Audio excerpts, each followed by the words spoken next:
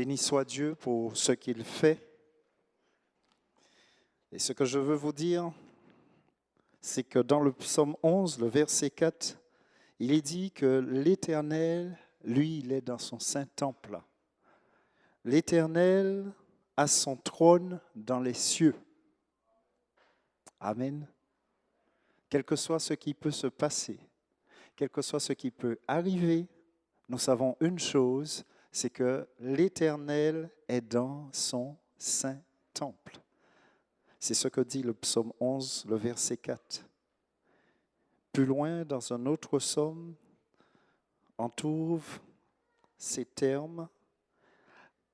Le psaume 18, le verset 8 nous dit « La terre fut ébranlée et trembla. » La terre fut ébranlée et trembla. Ce qui m'a marqué, il y a déjà quelques années, c'était la première fois que j'entendais parler d'un tremblement de terre et d'un tsunami en même temps.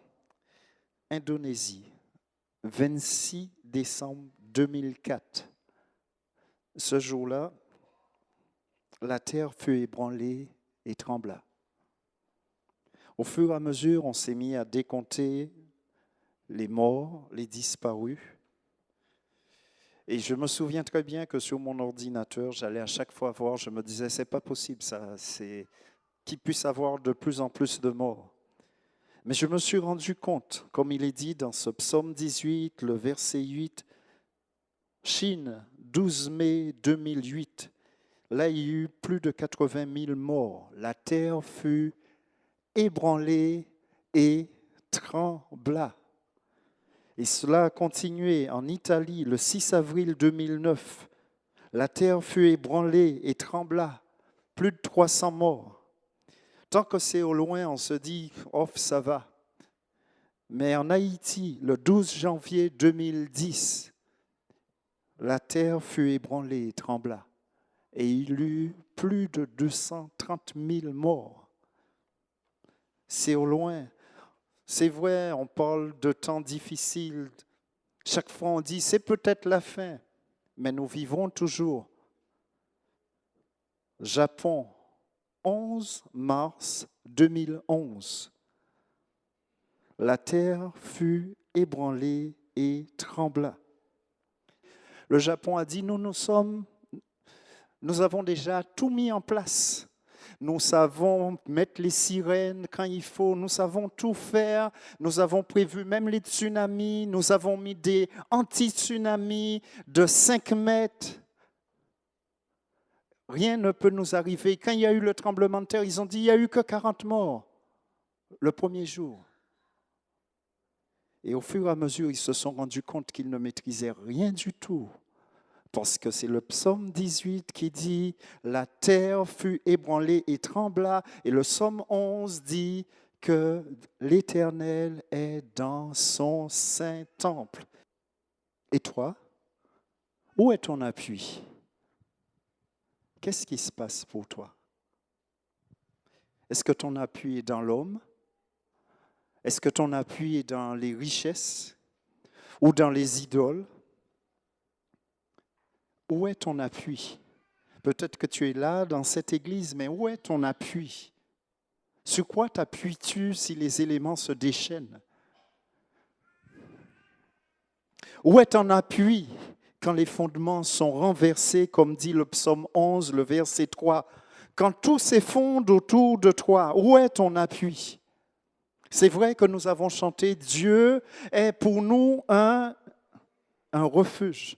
Et le psaume 46, le verset 2 le dit, et je voudrais que vous le disiez avec moi, « Dieu est pour nous un refuge et un appui ».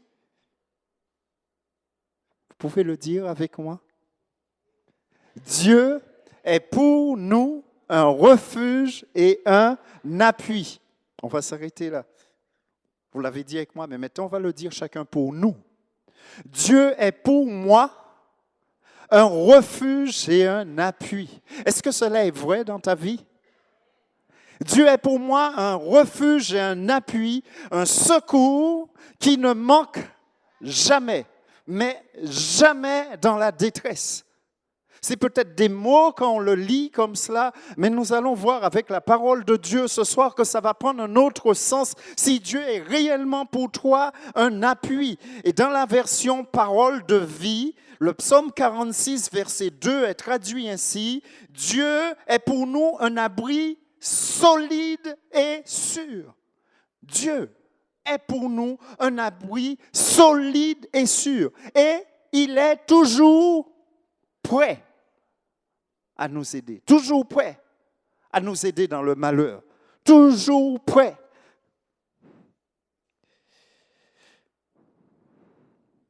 Il y a un temps pour tout, mais je veux vous dire, Dieu, c'est le Dieu de tout temps. Quel que soit le temps dans lequel tu seras, Dieu sera toujours là dans ce temps-là. Ecclésiaste 3, versets 1 à 6 dit, « Il y a un temps pour tout. Un temps pour toutes choses sous les cieux, un temps pour naître et un temps pour mourir. » Un temps pour naître, un temps pour mourir. Les hommes naissent, mais il y a aussi un temps pour mourir.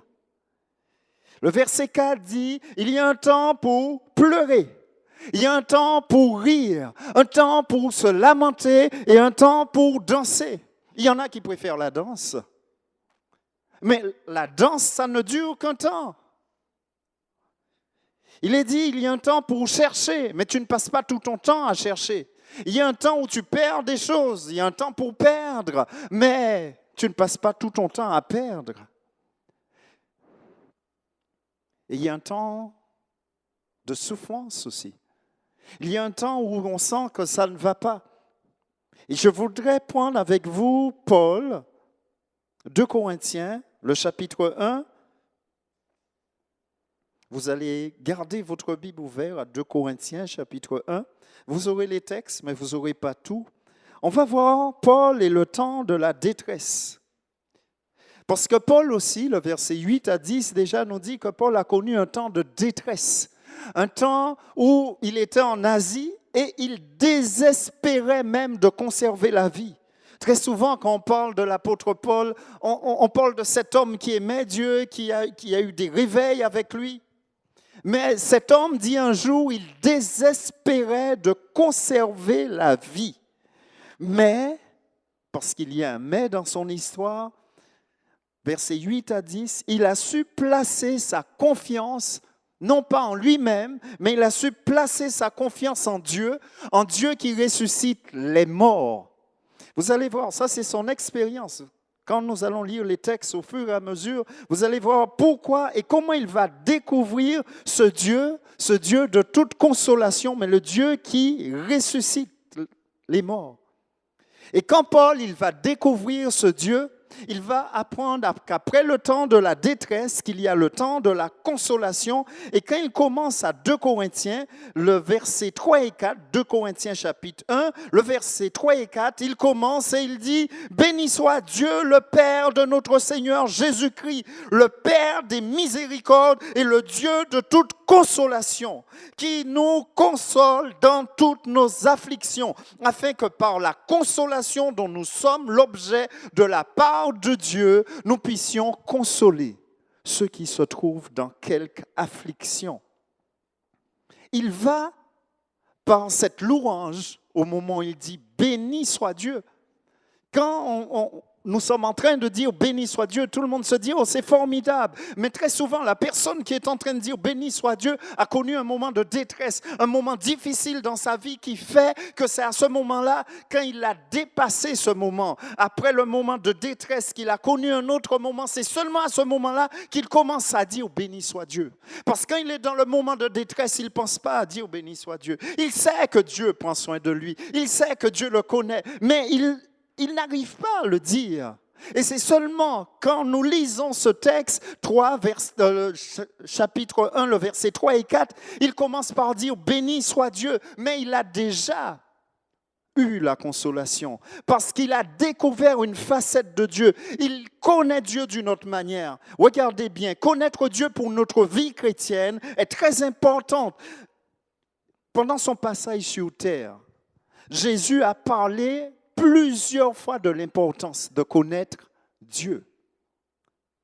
Nous pouvons venir dans l'église, nous asseoir, écouter le prédicateur, mais il faut que nous connaissions Dieu. Vous connaissez peut-être le Dieu sauveur, mais Dieu n'a pas que cette facette-là, sauveur.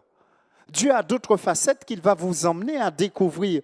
Et avec ses disciples, Jean 14, verset 7, Jésus disait déjà, « Si vous me connaissiez, vous connaîtriez aussi mon Père. » À la Samaritaine, Jean 4, verset 10, il dit, « Si tu connaissais le don de Dieu, si tu connaissais. » Et lors de la prière d'intercession, j'aime beaucoup ce verset dans Jean 17, verset 3, Jésus va dire, « Or, la vie éternelle, c'est qu'ils te connaissent. » Vous vous rendez compte? Si je vous disais, c'est quoi la vie éternelle? Vous allez me dire, se retrouver près de Dieu. Mais Jésus, il dit, la vie éternelle, c'est qu'ils te connaissent. Donc, nous ne connaissons pas encore suffisamment Dieu. C'est qu'ils te connaissent, toi, le seul vrai Dieu. Et c'est cette expérience qu'un jour Paul va faire dans un moment d'affliction, et c'est ce qu'on va voir ensemble. Paul va découvrir le Dieu, le Père des miséricordes et le Dieu de toute consolation quand il va passer par un moment d'affliction. Alors, j'ai cherché, je ne fais pas du grec, mais j'ai cherché le mot affliction en grec se dit lipsis. Je ne sais pas si je prononce bien. Mais ce mot-là signifie tribulation, trouble, pression, détresse. Ce mot grec ne signifie pas simplement affliction, il signifie tout cela. Et quand j'ai regardé cela, j'ai vu tribulation, j'ai vu trouble, j'ai vu pression, j'ai vu détresse. J'ai dit, messieurs, mais toutes nos Adam, nous sommes tous dans cela. Nous sommes tous victimes d'affliction, nous sommes tous victimes de lipsis. Qui est-ce qui n'a pas de pression ici? La vie, c'est comme un long fleuve, ça marche bien, aucun souci, à aucun moment. Je regarde parce que c'est pour que cette personne vienne m'expliquer comment elle fait. Il y a quelqu'un? N'ayez pas peur. Nous sommes tous victimes de toutes ces choses. La pression pour, je ne sais pas, la maison, le foyer. Pression si au cas de travail, dans le travail, le patron veut des résultats, tu te démènes de plus en plus. Plus tu te démènes, plus il te dit qu'il n'y a pas assez. Pression parce que les enfants grandissent et tu sais plus, tu étais sûr que tu les as bien éduqués, mais mis à présent, ils sont grands ou pas, comprennent encore, ils ne veulent pas t'écouter. Tu te demandes, mais qu'est-ce qui se passe? Mais mes camarades, mais tu sais, Dieu, oh Dieu. Pression parce que tu te dis, est-ce que je vais réussir à joindre les deux bouts? Est-ce que ça va aller? Est-ce que je vais tout avoir? Et des fois même, ce mot dit aussi qu'il y a de la détresse. Et des fois, quand c'est de la détresse que nous rencontrons, c'est peut-être pas dans la famille, mais c'est peut-être autre chose. On va passer par un moment de lutte, de difficulté qui va entraîner dans notre cœur de la détresse. C'est comme si on ne sait pas sur qui s'appuyer. C'est pour ça que j'ai dit, où est ton appui? Parce que tu peux même connaître Dieu, mais tu te demandes, mais sur qui s'appuyer? Et c'est ça qui va arriver à Paul, l'apôtre Paul. L'apôtre Paul va passer quelque chose qui va être tellement difficile pour lui, quand il sera en Asie, qu'il va dire que c'était de la détresse. Il ne savait même pas comment s'en sortir. Lisez avec moi, lecture, Actes 19, versets 22 à 30. Le texte va apparaître, mais regardez bien ce moment de détresse que va passer Paul à partir du verset 22. Acte 19, versets 22 à 30. Il envoya en Macédoine 2 de ses aides, Timothée et Éraste. Et il resta lui-même quelque temps encore en Asie. Il survint à cette époque un grand trouble au sujet de la voix du Seigneur. Un nommé Démétrius, orfèvre, fabriquait en argent des temples de Diane et procurait à ses ouvriers un gain considérable. Il les rassembla avec ceux du même métier et dit, « Ô hommes, vous savez que notre bien-être dépend de cette industrie. Et vous voyez et entendez que non seulement à Éphèse, mais dans presque toute l'Asie, ce Paul a persuadé et détourné une foule de gens en disant que les dieux faits de main d'homme ne sont pas des dieux. » Quelle histoire! Ce Paul arrive à Éphèse et dit que les dieux faits de main d'homme ne sont pas des dieux. Alors Démétrius continue, il dit, le danger qui en résulte, ce n'est pas seulement que notre industrie ne tombe en discrédit, c'est encore que le temple de la grande déesse Diane ne soit tenu pour rien. Et même que la majesté de celle qui est révérée dans toute l'Asie et dans le monde entier ne soit réduite à néant. Cette parole, les ayant remplis de colère, ils se mirent à crier, « Grande, grande est la Diane des Éphésiens !» Une autre version dit, « Grande est l'Artémis des Éphésiens !» Toute la ville fut dans la confusion. Ils se précipitèrent tous ensemble au théâtre, entraînant avec eux Gaius et Aristarque, macédoniens, compagnons de voyage de Paul. Ils ont mis la main sur ces deux-là, ils ont dit, on va leur faire la fête là maintenant. Et Paul, lui, il voulait aussi se présenter devant le peuple. Mais les disciples l'en empêchèrent. Je me suis demandé, mais pourquoi les disciples les en empêchent? Qu'est-ce qui arrive? Pourquoi? Mais cet homme, Paul, il a la puissance de Dieu. Qu'est-ce qui est en train de se passer? Et j'ai pris le temps de refaire encore d'autres recherches parce que je ne comprenais pas. L'apôtre Paul, il a la puissance de Dieu. Il a reçu le Saint-Esprit. Mais là, si vous avez bien lu avec moi, le trouble qui survient, c'est au sujet de la voix du Seigneur. Et quand j'ai fait les recherches, je me suis rendu compte que le temple de Diane, c'était le temple d'Artémis à Éphèse. Et c'était ce temple, il est dit que c'était un temple de 120 mètres sur 60 mètres. 140 mètres de long sur 60 mètres de large, soutenu par 127 colonnes de 20 mètres. Et c'était un temple qu'on avait essayé de brûler, mais on l'avait rebâti et les richesses de peu partout du coin du monde étaient venues et les gens s'étaient mis à dire que là, un jour, il y a une statue qui est arrivée et qui est tombée là et c'était la déesse Diane, Artémis. Ici, là, vous voyez, on a essayé de refaire une maquette, mais ce temple-là, c'était là que venaient tous les gens. Et c'est pourquoi Démétrius le sait très bien. Il dit que c'est que le temple de la grande déesse Diane ne soit tenu pour rien. La majesté de celle qui est révérée dans toute l'Asie et dans le monde entier. Tout le monde venait là. Tout le monde venait là. Et Démétrius, avec ses ouvriers, qu'est-ce qu'il faisait? C'était un lieu,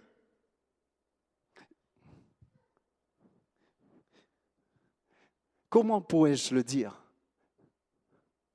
On avait créé toutes sortes de choses. Il y avait là des sorciers. Il y avait là, depuis 1000 ans, ce lieu-là, depuis 1000 ans, écoutez-moi bien, Ce lieu-là servait de rencontre pour toutes sortes de puissances. Et Paul, il vient là. Excusez-moi de vous dire, ça ne se passe pas. Paul arrive et il fait des miracles. Hein. Paul, il arrive et il se met à prêcher d'abord aux Juifs.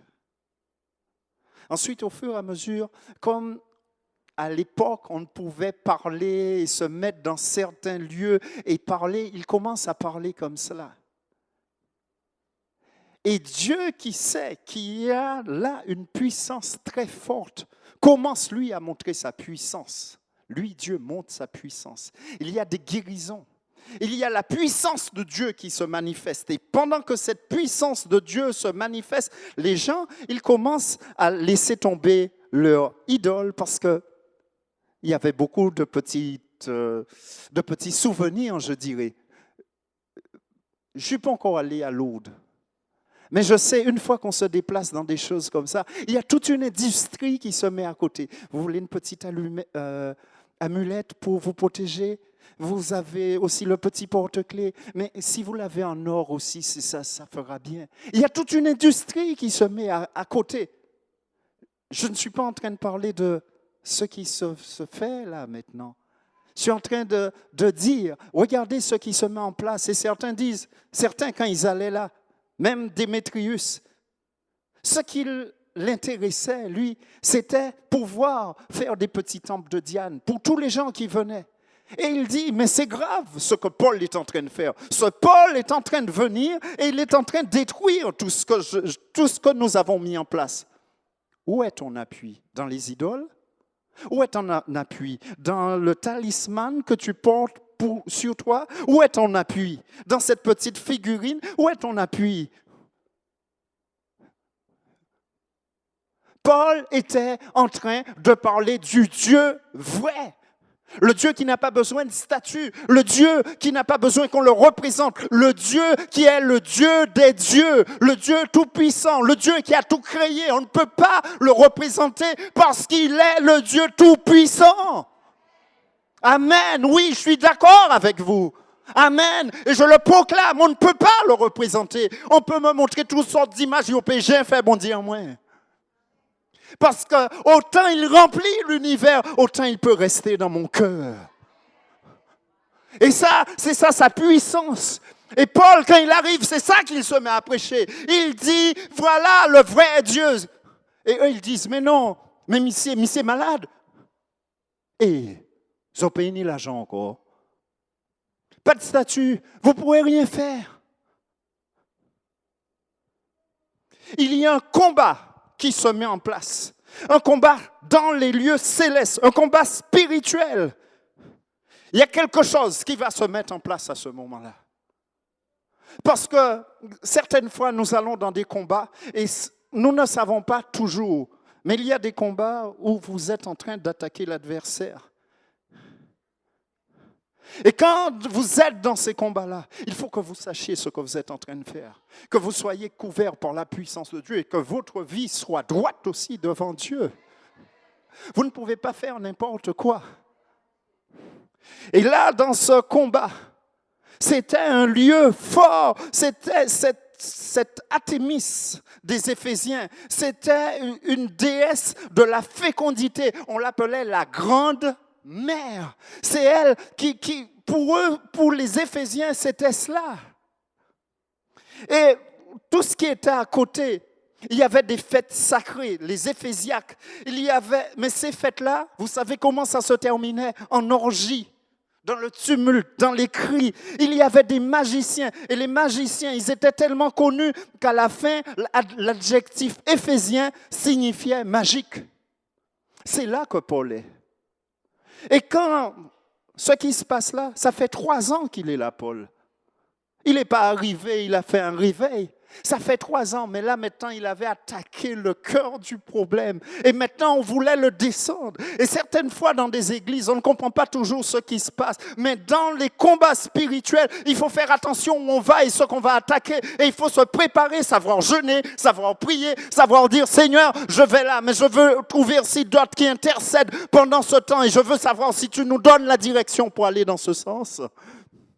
On ne fait pas n'importe quoi parce qu'on se dit chrétien.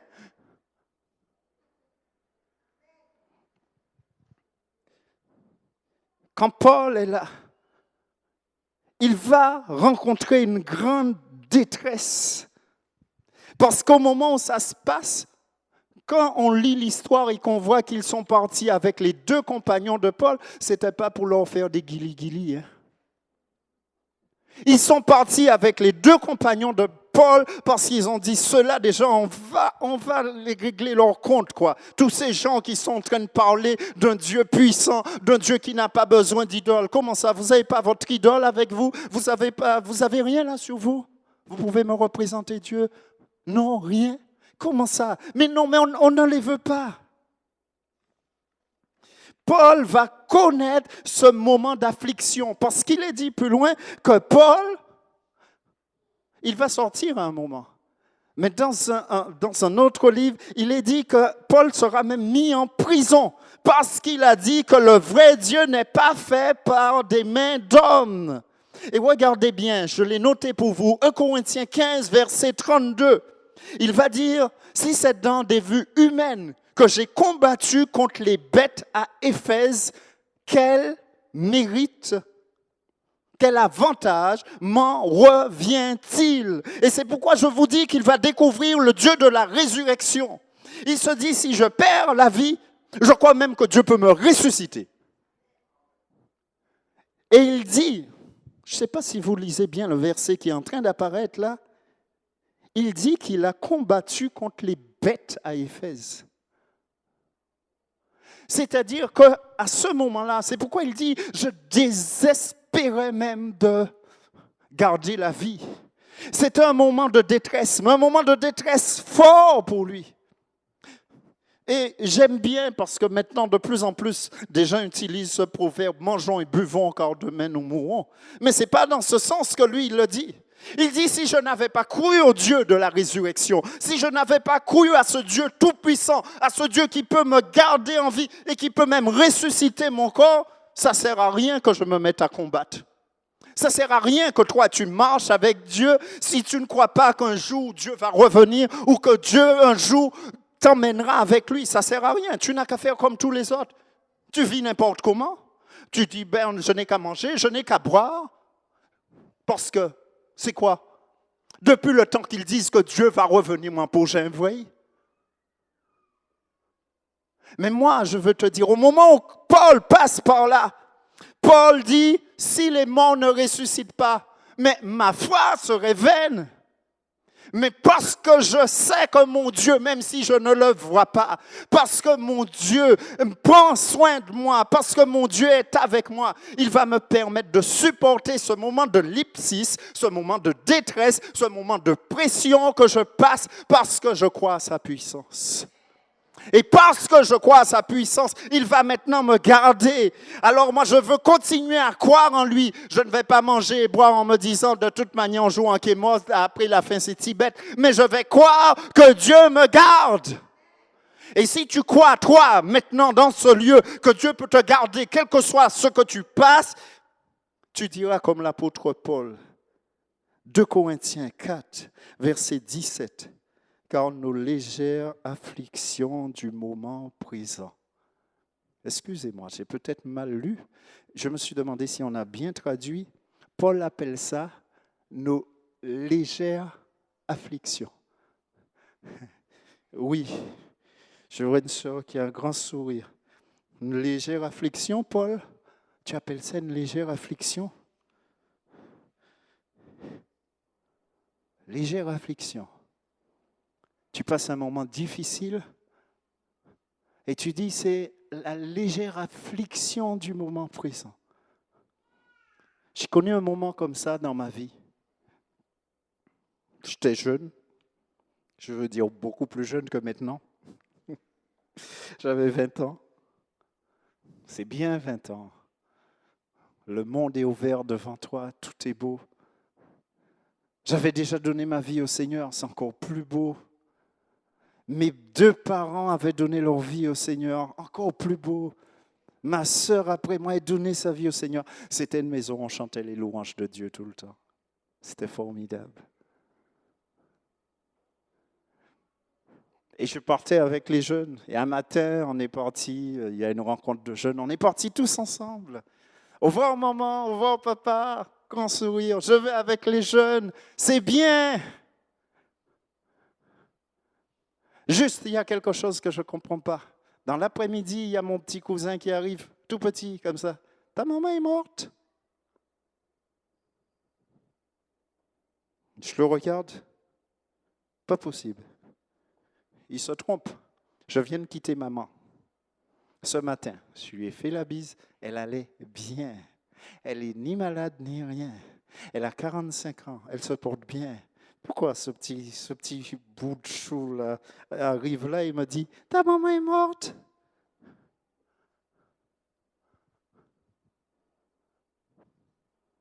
Je le regardais, à part que je me dis « Mais qu'est-ce qu'il fait là? Comment il peut être là ?» Il y avait mon oncle, personne sérieuse. « Bonjour Pierre, on est venu juste te chercher parce que ta maman ne va pas bien, mais on veut que tu sois là aussi. » Les grandes personnes prennent beaucoup de précautions.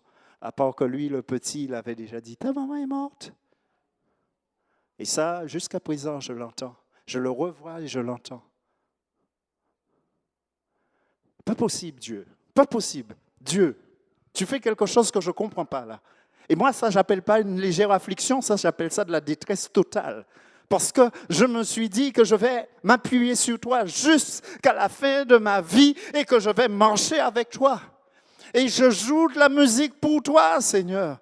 Ma mère chante aussi pour toi. Et juste quelque temps avant, il y avait une mission au Lamentin. Et ma mère était allée au Lamentin. Elle avait chanté. Elle avait dit que Dieu est bon, que Dieu est grand, que Dieu l'a sauvée. Elle était contente. Mais Dieu, il y a quelque chose, je ne comprends pas. Je ne comprends pas. Ma petite sœur, là, elle a 16 mois. Mais Dieu, je ne comprends pas comment tu fais. Dieu, je ne t'aime pas, là, maintenant. Je ne t'aime pas. Je ne disais pas ça comme ça, mais j'étais effondré dans un coin. Et je peux vous dire que je n'aimais pas Dieu. Je n'aimais pas Dieu, je vous le dis et je le répète, j'étais assis par terre et je n'aimais pas Dieu. Je ne comprenais pas qu'est-ce que c'est que ça. Tu parles comme ça et tu crois à la puissance de Dieu et Dieu arrive et il enlève ta maman juste comme ça. Mais non, mais ce n'est pas possible. Mais qu'est-ce qu'ils vont dire les voisins? On vient de croire en toi, Seigneur. Comment tu as agi, Seigneur? Paul, lui, il dit qu'il croyait en Dieu de la résurrection. Mais moi, j'étais effondré.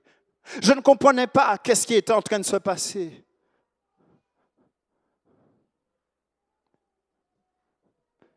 Et les chrétiens qui passaient, ils ne pouvaient pas nous dire grand-chose.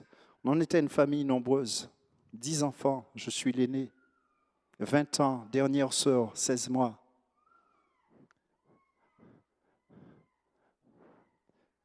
Légère affliction, mon frère Paul. Légère affliction. Légère affliction. Il ne faut pas que tu regardes à cela, il faut que tu regardes encore plus haut. Léo cap passé à Adam, au pépa. Il faut cette force de Dieu qui arrive en toi. Et je disais, mais non, j'avais trouvé la solution. Dieu, comme tu n'as pas été bon avec moi, c'est fini. Plus de guitare. Je joue plus de guitare. Tu vas voir, Seigneur, je joue plus. C'est fini. On trouve soi-disant une solution. Et les réunions, pour l'instant, ça ne me dit rien. Ma mère n'est pas ressuscitée, mais je crois qu'un jour là-haut, je la verrai au ciel. Et au fur et à mesure, Dieu est venu. Dieu est venu dans ma vie. Dieu a travaillé mon cœur en me disant « je t'aime ». Et j'ai su, des années plus tard, grâce à une collègue qui m'a dit qu'elle habitait dans le quartier, qu'on a été un témoignage pour les gens. Aucun des enfants ne s'est détourné ou a pris une mauvaise voie. Quelque temps plus tard, je perdais mon père, pour tout vous dire. Mais aucun des enfants n'a pris une mauvaise voie. Et les gens disaient, c'est pas possible ça. On ne peut pas avoir une grande famille comme ça et tous y restent droits. Parce que Dieu sait ce qu'il faut à chacun. Je veux dire ce que Dieu a mis dans mon cœur. Où est ton appui? Je disais que dans ce combat que Paul, lui, va traverser, c'est un combat spirituel qui est en train de se faire. Paul, il ne peut pas savoir comment ça va se terminer. Comme moi, vous me voyez maintenant, mais c'est parce que j'ai traversé la détresse. Tous ceux qui passent par un moment de lipsis, d'affliction, de trouble, de détresse, ne savent pas la fin. C'est seulement quand tu as traversé ce moment que tu peux dire, tout comme l'apôtre Paul le disait dans 2 Corinthiens 1, le verset 3, « Béni soit Dieu ». Maintenant, moi, je peux dire « Béni soit Dieu ». Et lui, l'apôtre Paul, il va découvrir le Père des miséricordes. Regardez, j'ai voulu mettre une image de ce fameux temple parce que très souvent, on fait comme si la Bible n'a rien à voir avec notre monde actuel. J'ai voulu mettre une image de ce fameux temple. Il existe, ou du moins il y a les ruines de ce temple. Ça se trouve en Turquie, ça s'appelle le temple d'Artémis à Selçuk en Turquie. Parce que vous savez, maintenant, ce n'est plus le même temps. Les lieux ne sont pas appelés pareil. L'Asie est devenue la Turquie. Et Éphèse s'appelle maintenant Selçuk. J'ai voulu faire toutes ces recherches-là parce que je me suis dit, très souvent quand on parle de la Bible, on fait comme si ce sont des vieilles histoires. Ça n'a pas... c'est quoi ces pays-là, tout ça? Ça existe encore. Et je me dis, peut-être que l'apôtre Paul serait là, il verrait et il dirait à Démétrius, tu vois, ton temple là, il a disparu, il reste que des ruines, mais mon Dieu à moi, il est encore vivant, alléluia. C'est ça qui se passe. Et c'est pour ça que j'ai voulu chercher. Je me suis dit, Dieu n'est pas si loin de nous qu'on le dit. Il y a des choses qui se passent. Et quand l'apôtre Paul, en 2 Corinthiens 1, verset 3, dit « Béni soit Dieu », il dit « Le Père des miséricordes et le Dieu de toute consolation ». Le Père des miséricordes. Il va découvrir la miséricorde. Et c'est quoi la miséricorde? La miséricorde, c'est l'état d'un cœur qui est sensible à la misère. État d'un cœur sensible à la misère, à la détresse, au trouble. État d'un cœur sensible à la pression que tu traverses en ce moment dans ta vie. État d'un cœur qui est en train de te comprendre. État d'un cœur sensible à la misère d'autrui, à la détresse d'autrui. Et lui, il dit, eh bien moi, Paul, j'ai trouvé le Père des miséricordes. Celui qui a créé la miséricorde. Et c'est ça qui va se passer. Ça va nous montrer en fait tout l'amour que Dieu nous prodigue, tout l'amour que Dieu a pour nous. On n'arrive pas à comprendre tout ce que Dieu... J'ai entendu vous louanger, certains disaient, mais quel amour, on n'en était pas digne. C'est vrai, on n'en est pas digne, mais c'est l'état d'un cœur sensible. Dieu, on ne le voit pas, on ne peut pas le toucher, mais il est là et il nous voit dans notre détresse et il te dit, mon enfant, je t'aime. Pour l'instant, tu ne comprends pas ce que tu passes, mais moi, ma main est sur toi. Je suis sensible à ta misère. Je suis sensible à ta détresse en ce moment. Et je peux t'aider dans ce moment que tu passes. C'est par grâce que nous avons la consolation. Le psaume 119, le verset 76 dit que ta bonté soit ma consolation. Et dans la bonté, on trouve la bienveillance, on trouve la loyauté, on trouve toutes ces choses. Parce que là encore, le terme qui est utilisé en hébreu n'est pas le même. On traduit le mot bonté par bonté, mais il y a la loyauté, il y a toutes ces choses, la bienveillance de Dieu. Le respect aussi, on trouve dans ce mot, que ta bonté soit ma consolation. Et des fois, nous avons besoin de ça. Des fois, nous avons besoin de sentir que la bonté de Dieu, la bienveillance de Dieu, c'est notre consolation. Toute consolation vient de Dieu. Toute consolation vient de Dieu. Vous ne pouvez pas traverser comme ça. C'est pourquoi il dit le Dieu de toute consolation. 2 Corinthiens 1, verset 3, le Dieu de toute consolation. Jésus lui-même se décrit comme un consolateur. Et c'est pour ça qu'il dira, il est avantageux que je m'en aille. Quand il voudra partir, il dit, parce que si je m'en vais, moi je vais vous envoyer un autre consolateur. Jean 14, 14, verset 26, mais le consolateur, le Saint-Esprit est aussi décrit comme un consolateur. Amen.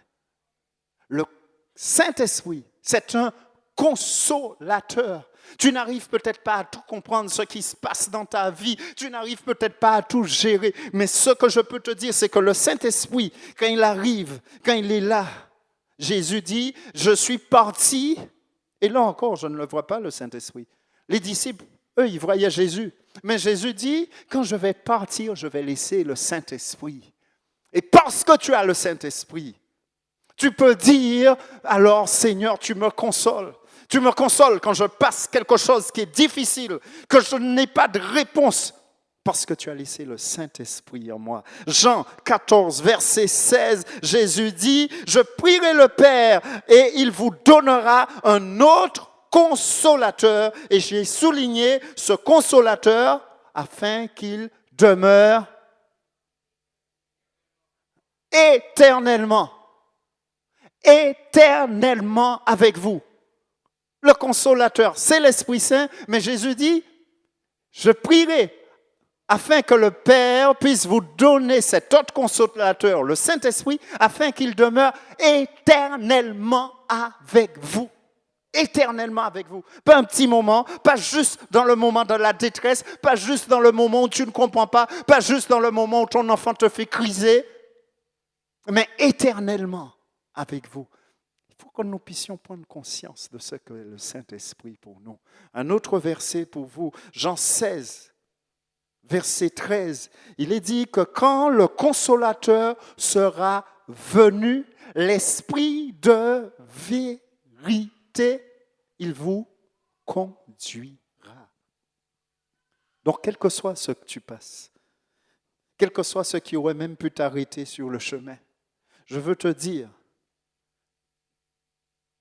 que l'Esprit de Dieu te conduit. L'Esprit de Dieu demeure avec toi. Pas pour un jour, pas pour 2 jours, mais pour tout le temps. Et il est dit éternellement. C'est-à-dire, nous étions en train de dire, la vie éternelle, c'est qu'ils te connaissent, mais dans la vie éternelle, cet esprit-là sera là. Tu le connaîtras en vérité. Alléluia. 2 Corinthiens 1,4. Le but de la consolation. Pourquoi? Qu'est-ce que ça fait, la consolation? Il est dit dans 2 Corinthiens 1,4, qui nous console de toutes nos afflictions, afin que par la consolation dont nous sommes l'objet de la part de Dieu, nous puissions consoler ceux qui se trouvent dans quelque affliction. Le fait que toi, tu passes par ce moment de lipsis, de détresse, de pression, d'affliction, ça va t'aider, une fois que toi, tu as passé ce moment-là, d'aider quelqu'un d'autre. Parce que si quelqu'un subit exactement la même chose que toi, si tu es sage, tu ne vas pas juste lui dire « Ah, j'ai passé un moment comme ça. Tiens bon, ça va finir. » Si tu le dis comme ça, c'est que tu n'as pas tout à fait appris bien la leçon, quoi. Parce que si tu vas te souvenir ou si tu te souviens dans le moment où tu as traversé, si moi j'essaie de me souvenir quand j'ai perdu ma mère et que je venais de donner ma vie à Dieu il n'y avait pas si longtemps que ça, et je ne vais pas me dire, oh j'étais en train de dire, oui, ma mère est maintenant près de Dieu, alléluia. Je vais me souvenir que j'étais dans la détresse. Et la personne qui va passer par un moment comme ça, peut-être je n'aurai même pas les mots pour l'aider, quoi. Je pourrais peut-être juste la tenir, prier dans mon cœur pour que Dieu puisse l'emmener aussi à la consolation. Je serai peut-être mieux armé pour réconforter cette personne, pour consoler cette personne. Mais dans la consolation, il y a une assurance. Regardez bien. 2 Corinthiens 1, le verset 7 nous dit « Et notre espérance à votre égard est ferme parce que nous savons que si vous avez part aux souffrances, si vous avez part aux tribulations, si vous avez part aux détresses, si vous avez part aux pressions, vous avez aussi part à la consolation. » Alors je veux vous dire, si vous avez la souffrance, la consolation suit toujours la souffrance. C'est une promesse, ça. La consolation va toujours suivre la souffrance, sauf si tu ne veux pas l'accepter. Il y a des gens qui préfèrent vivre avec leur souffrance. Vous essayez de les aider. Mais chaque fois, ils veulent vivre avec leur souffrance. Ils veulent se rappeler, oui, ouais, mais ça m'a fait mal. Et ils veulent vivre avec leur souffrance. Non, si tu veux vivre avec la souffrance, je veux te dire en ce moment, rejette la souffrance. Chasse-la si ça fait des années qu'elle t'accompagne comme ça, cette souffrance, que tu es même habitué avec, tu marches partout avec, tu es là. Rejette-la ce soir. Parce que quand il y a la souffrance, il y a la consolation. La consolation suit toujours la souffrance. Toujours. Je répète, il y a toujours la consolation de Dieu après la souffrance. Toujours cette consolation de Dieu. Toujours. Et c'est pourquoi nous avons dit au début, Psaume 46, verset 2, Dieu est pour nous un refuge, un appui, un secours qui ne manque, mais dis, qui ne manque jamais, jamais, jamais, jamais, jamais.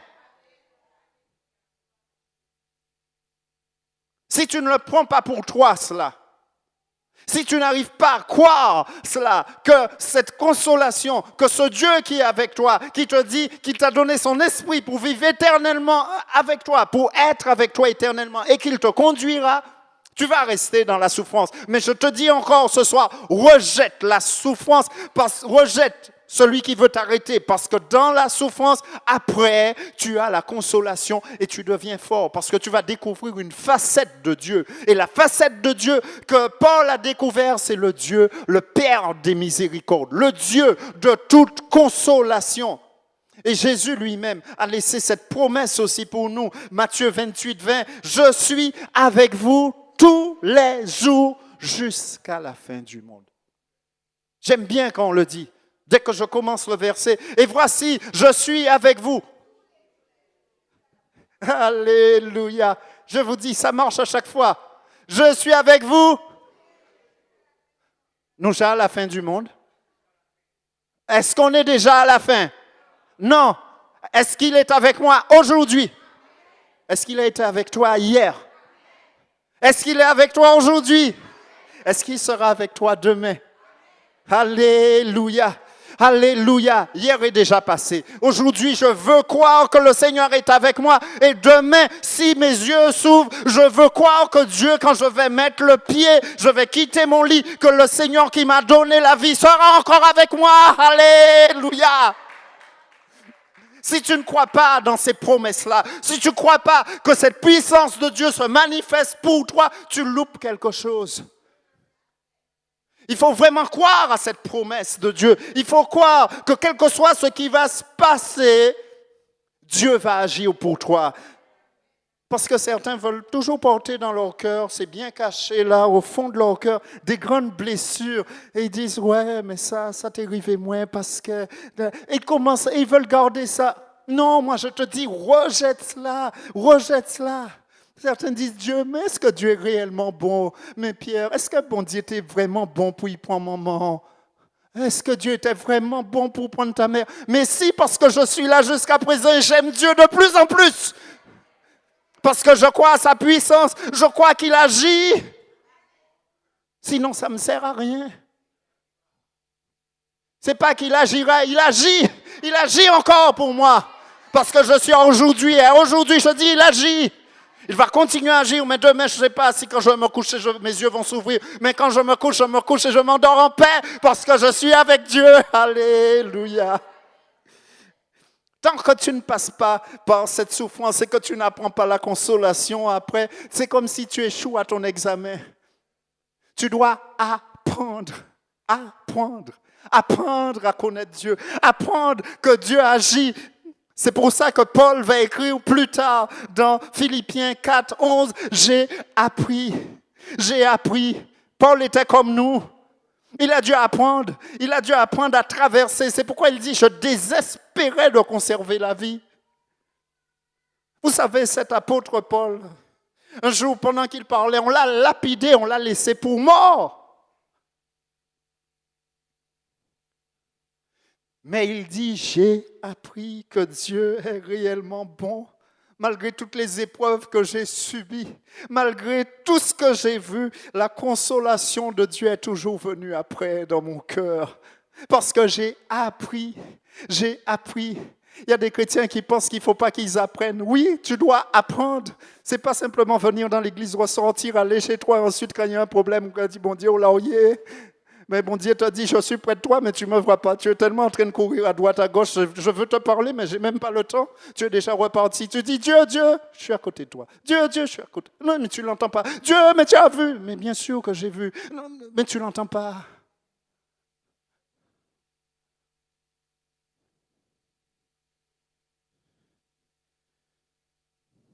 Je vais vous parler de l'histoire de ce pasteur, le pasteur Leighton Ford. Cet homme, un jour, dit, son fils de 20 ans devait subir une très grave opération, et c'était vraiment très grave. Et c'est un pasteur, il dit, je vais faire prier toutes les églises. Je vais faire prier mon église. Il y a des gens qui vont jeûner, il y a des gens qui vont prier. Avec sa femme, il dit, oh, notre fils de 20 ans, mais mon Dieu, tu l'aimes. Tu aimes notre fils, mon Dieu. Il t'appartient aussi, tu l'aimes. Ils vont faire prier. Et la veille de l'opération, il sent que son cœur, il ne se sent pas bien. Il dit, allez, je vais sortir, je vais courir un peu. Il aimait le sport, il se dit, je vais courir. Je vais aller dans la nature parce que ça me prend un peu la tête de savoir qu'ils vont opérer mon fils et que c'est très grave. On m'a déjà dit qu'il peut mourir. Mais je crois à Dieu que tu réponds à toutes les prières et tu as vu toute l'église à prier. Alors je crois que tu vas répondre à ma prière. Et il se met à courir. Il va faire son sport là. Ensuite, il parle à Dieu. Il dit, Seigneur,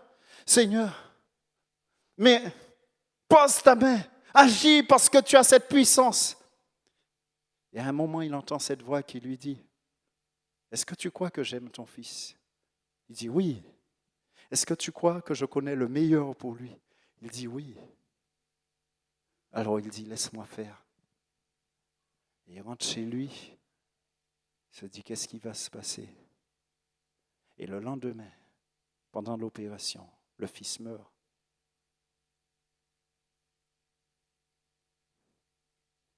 Vous auriez voulu que je vous dise, ça se termine bien.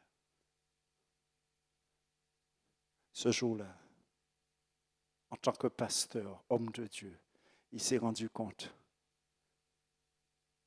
Et il dit, et c'est pourquoi j'ai choisi cet homme, qu'il a découvert le Dieu de la consolation.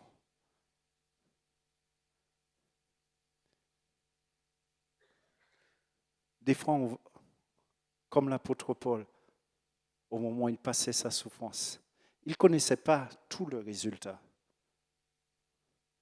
Cette ville d'Éphèse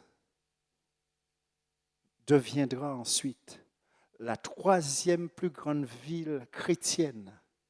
Mais au moment où Paul est là, la 3e plus grande ville, il y aura Jérusalem, Antioche et ensuite Éphèse. Et regardez bien Éphèse, quand Paul parle à Éphèse, Paul, c'est à cette église-là qu'il dit, Éphésiens 6, verset 10, il dit, revêtez-vous de toutes les armes de Dieu. Parce que ces chrétiens-là, ils savaient ce que c'était que le combat spirituel. Des fois, la volonté de Dieu, tu ne sais pas ce que c'est. Tu sais que tu dois dire, Seigneur, agis pour moi. Mais moi, je veux te dire en ce moment, ne laisse rien, quel que soit. Apprends à découvrir Dieu peut-être comme tu ne l'as jamais vu. Et comme l'apôtre Paul, et je termine ainsi, sache que Dieu t'aime et tu pourras dire, il a un cœur, ce Dieu, qui est sensible à ma misère, à ma détresse. Il m'aime vraiment. Et tu pourras dire, Romains 8, verset 35, qui nous séparera de l'amour de Christ? Réfléchis bien à cette question qui est posée. Qui nous séparera de l'amour de Christ? Sera-ce la tribulation? Sera-ce l'angoisse? Sera-ce la persécution? Sera-ce la faim ou la nudité ou le péril ou l'épée? Selon qu'il est écrit, c'est à cause de toi qu'on nous met à mort tout le jour, qu'on nous regarde comme des brebis destinées à la boucherie. Quel que soit ce que tu viens passer, le verset 37 nous dit, mais dans toutes ces choses, nous sommes plus que vainqueurs par celui qui nous a aimés. Est-ce que vous croyez que l'amour de Dieu s'arrête au moment où vous passez des moments difficiles? Répondez-moi. Répondez-moi. Dans toutes ces choses, nous sommes plus que vainqueurs par celui qui nous a aimés. Et l'apôtre Paul va le dire, et je vais le dire, et si toi aussi tu le penses, tu vas le lire, car j'ai l'assurance que ni la mort, ni la vie, ni les choses de cette terre, tout ce qu'on peut me présenter comme étant la vie. Tu es jeune, on peut te présenter autre chose. Tu es peut-être déjà un peu plus âgé, mais on te dit, oh non, non, mais bon Dieu, alors là, j'ai l'assurance que ni la mort, ni la vie, ni les anges, ni les dominations, ni les choses présentes, ni les choses à venir, ni les puissances, ni la hauteur, ni la profondeur, ni aucune autre créature, ni aucune idole, ni aucun homme, ni aucune femme, personne, ni aucune richesse ne pourra nous séparer de l'amour de Dieu manifesté en Jésus-Christ, notre Seigneur. Je crois que c'est cela que nous devons dire au Seigneur. Et c'est pour ça que je termine ainsi avec vous. Et je voudrais prier en ce moment, que nous puissions baisser la tête. Où est ton appui? Où est ton appui? Sur quoi t'es-tu appuyé? Où passes-tu en ce moment? As-tu compris que le Saint-Esprit te conduit? As-tu compris que Jésus est avec toi tous les jours? Non, non, rien ne peut nous séparer de l'amour de Dieu. Et nous l'avons chanté, car toi seul es mon abri, est mon abri. Je ne veux pas que ce soit seulement un chant. Je ne veux pas que tu puisses dire seulement, Seigneur, tu es mon refuge et mon appui, et tu as fini avec ça. Et une fois que tu sortiras, quand ça n'ira pas, tu vas chercher encore un appui ou un refuge. Je veux te dire, si tu t'appuies sur Dieu, il est un abri solide. Solide. Tu peux vraiment t'appuyer. Car nous regardons non point aux choses visibles, à ce que nos yeux voient, mais nous voulons regarder à ces choses qui sont invisibles. Notre Dieu, nous ne le voyons pas. Mais nous savons qu'il prend soin de nous. Et il a manifesté son amour à la croix. Il a manifesté sa vie. Alléluia. Alléluia. Alléluia. Cette parole de Dieu est pour toi ce soir. Cette parole de Dieu est pour toi afin que tu puisses continuer ta route avec Dieu. Cette parole de Dieu est une parole qui va t'encourager. Quel que soit le chemin par lequel tu passes, quel que soit ce qui aurait pu t'arrêter, tu es là en ce moment et tu dis, Seigneur, tu es mon appui. Je ne te vois pas, mais je ne veux pas m'appuyer sur ces choses visibles, mais je m'appuie sur toi. Seigneur, je crois. Dans ta parole, tu as fait la promesse qu'après la souffrance vient la consolation. Et ce soir, Seigneur, je prends par la foi, Seigneur, cette parole pour moi. Et je crois que tu vas guérir mon cœur. Tu vas me guérir des blessures anciennes, Seigneur. Et je veux, Seigneur, maintenant prendre position et proclamer que tu me guéris, Seigneur, de ces blessures anciennes. Si c'est cela ta prière, tu te mets debout et nous allons prier ensemble afin que Dieu agisse pour toi, afin que Dieu agisse dans ton cœur. C'est un acte de foi, c'est un acte de foi. Tu te mets debout et tu dis, Seigneur, je prends maintenant cette victoire dans ma vie, Seigneur. J'ai compris ce que cet homme a traversé. Et je crois, Seigneur, que ce ne sont pas les idoles, que ce ne sont pas les hommes, que ce ne sont pas les richesses qui vont m'aider, mais Seigneur, c'est toi. Et tu es mon appui. Je m'appuie, mon Dieu, en ce moment sur toi, sur ta parole, parce que ta parole est vérité en ce moment dans mon cœur. Alléluia. Alléluia. Alléluia, les chrétiens qui sont assis à leur place, vous priez dans votre cœur. Il y a des victoires qui vont se prendre maintenant, quel que soit ce que vous avez passé. Laissez cette souffrance, elle ne vous appartient plus parce que Dieu te dit après la souffrance vient la consolation. Prends cette consolation que Dieu te donne. Prends en ce moment, accepte que Jésus est tout le temps avec toi et que ce n'est pas un mot, mais que dans la souffrance, regarde quelle facette de Dieu as-tu découvert. Regarde, qu'est-ce que tu as découvert dans ta vie. Qu'est-ce qui fait que maintenant tu pourrais aider d'autres parce que nous sommes tous des êtres humains. Mais Dieu, dans sa grâce, pose sa main sur nous. Alléluia, alléluia, mon Dieu, alléluia, alléluia. Alléluia, alléluia, alléluia. Tu as dit, Seigneur, dans ta parole, qu'il était avantageux que tu t'en ailles. Et c'est vrai, tu es venu, tu as donné ta vie.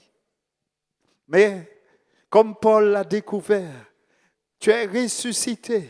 Tu es le Dieu de la résurrection. Et notre espérance est en toi. Nos yeux sont levés sur toi. Qui peut te ressembler? C'est vrai, les dieux faits de main d'homme ne sont pas des dieux, nous le savons. Et quel que soit ce que l'ennemi veut mettre devant nous, nous voulons dire que nous comptons sur toi. Je te prie en ce moment, mon Dieu, pour celles qui ont traversé des moments de souffrance et qui ont des blessures secrètes même, cachées tout au fond d'eux. Je te prie afin que, Seigneur, ta main soit sur eux, que tu les délivres en ce moment, que tu les restaures, Seigneur, parce que ta parole dit, par tes meurtrissures, nous avons la guérison physique, mais la guérison psychique aussi. Nous avons aussi la guérison morale, parce que tu as agi, Seigneur. Je te prie pour ces personnes debout en ce moment, afin que tu puisses toucher chacun d'eux. Tu connais le besoin de chacun, Seigneur. Tu ne te trompais pas quand tu parlais, Seigneur, quand tu étais sur cette terre. Et tu sais pour qui c'est le salut. Tu sais pour qui c'est la guérison. Pour qui c'est la foi qui doit grandir encore dans leur vie. En ce moment, Seigneur, je te prie afin que tu bénisses ces bien-aimés. Reçois, toi qui es debout en ce moment, ce que Dieu te donne. Si c'est une blessure secrète, le Seigneur l'enlève. Et toi, tu le sais. Et tu ne reviendras pas là-dessus.